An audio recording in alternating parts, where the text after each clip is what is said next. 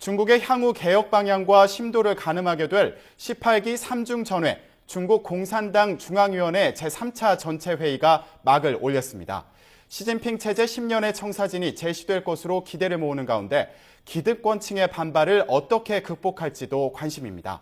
베이징 서봉국 특파원이 보도합니다. 개혁 방안 가운데 우선으로 꼽히는 것은 개혁 개방 심화를 위해 정부의 권한을 시장에 이양하는 부분입니다. 정부와 시장 관계를 재조정해 시장의 힘을 키운다는 논리입니다. 이와 관련해 중국 경제의 70% 이상을 차지하며 주요 분야에서 독점적 지위를 누리는 국유기업 개혁도 관심입니다.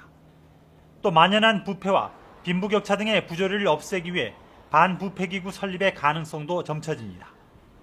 중국 인구의 60% 이상의 농민들의 토지 소유 문제, 더불어 2억 명이 넘는 농촌 출신 도시 노동자, 이른바 농민공들의 호적 문제도 개선돼야 할 부분입니다.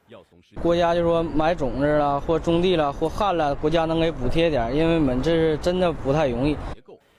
출범 이후 줄곧 민생정부의 기치를 내건 시진핑이 주택 문제 해결 등 사회제도 개혁을 위해 얼마나 실효성 있는 대책을 제시할 것인지도 주목됩니다. 希望在政治机构改革方面能有一些突破，在包括司法独立。 하지만 부정적인 시각도 적지 않습니다.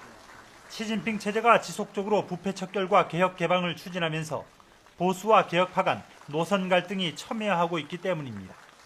실제로 최근 1년간 정치 개혁이나 인권 문제 등은 별로 나아진 게 없는 만큼 3중 전회 이후 중국의 변화폭도 크지 않을 것이라는 시각도 만만치 않습니다. But at the moment, the leadership seems to be eager to maintain a certain political balance, appeasing the left and the right in turn.